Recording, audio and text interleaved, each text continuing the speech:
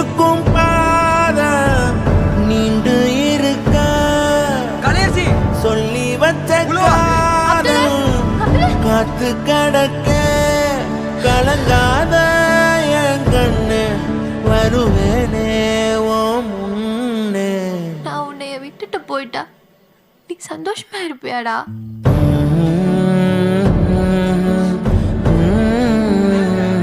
Abdul